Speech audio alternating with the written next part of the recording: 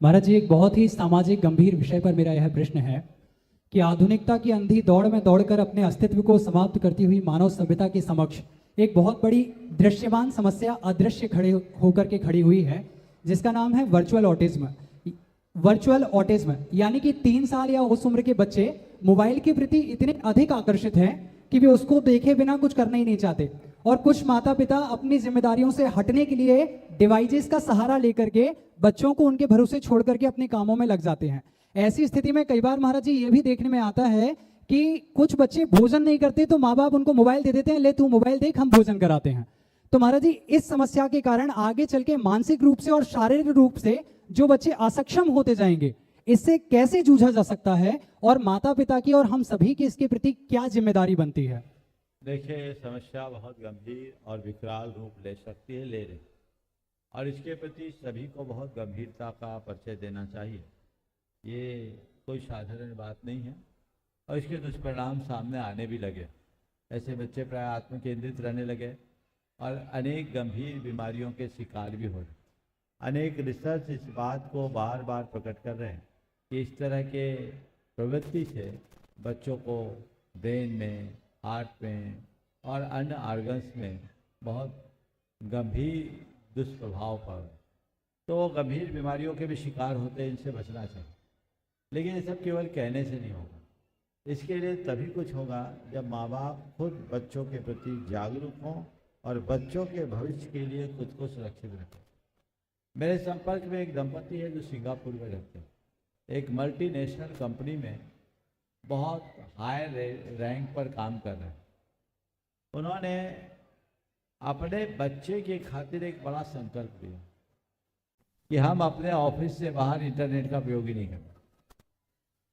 वो अपने घर में बेसिक फ़ोन यूज करते हैं, स्मार्टफोन रखते ही नहीं। सामान फ़ोन जो नोकिया वाला होता है ना, 1000 शुरुआत, वो रखते हैं। बोले हम लोगों ने नियम ले लिया कि यदि हम मोबाइल का उपयोग करेंगे तो बच्चे को मना कैसे करेंगे। हमारे लिए इंटरनेट की ज़रूरत मूलतः ऑफिस में है, दिन भर ज़रूरत नहीं तो हम क्यों नेट चलाएं। अगर हमें समाचार सुनना है तो उसके लिए हमारे घर में टीवी है, इस डिवाइस की ज़रूरत क्या है। बोले महाराज, हम दोनों ने आपस में तय किया और हम लोग इस नियम को निभा रहे हैं। इसका नतीजा ये है कि अब बच्चे में इस तरह की चीज़ों के प्रति कोई आकर्षण ही नहीं। कितने माँ बाप हैं जो इसको करने के लिए तैयार हैं? हाथ उठा देखें, बस 5% भी नहीं। आप चाहते हैं मेरे बच्चे का भविष्य सुधरे तो पहले खुद को तो सुधारो। बच्चों को दोष दोगे और खुद ही बिगड़े हो तो मामला कभी नहीं सुधर सकता। इसलिए मामले को सुधारना चाहते हो तो पहले खुद को सुधारना होगा और उसके लिए जिम्मेदारी से काम करना होगा। पर बहुत कम लोग हैं जो संतानोत्पत्ति के बाद उनके लालन पालन को एक बड़ी जिम्मेदारी मानते हैं। कहते जरूर है पेरेंटिंग पेरेंटिंग पेरेंटिंग, पर सही तरीके से पेरेंटिंग कैसे होती ये भी तो जानना चाहिए। कुरल काव्य में लिखा है कि जो लोग अपनी संतान को जन्म देकर उन्हें सभा में बैठने योग्य नहीं बनाते, वे धरती पर बोझ बढ़ाने का अपराध करते हैं।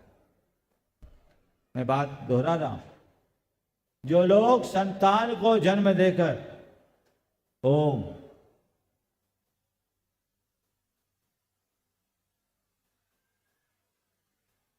ये आदत है, जो लोग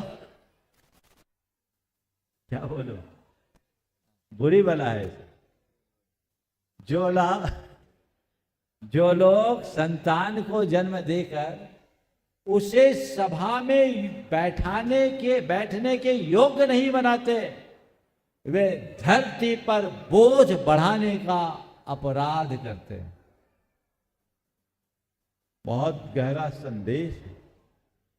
इसलिए संतान को जन्म दीजिए, पर केवल जन्म ही मत दीजिए, संतान को जन्म देने के साथ साथ उसे उत्तम संस्कार दीजिए, जिस संस्कारों में पल बढ़कर वह अपने जीवन को बेहतर बना सके, सुंदर बना सके और अपना भविष्य गढ़ सके।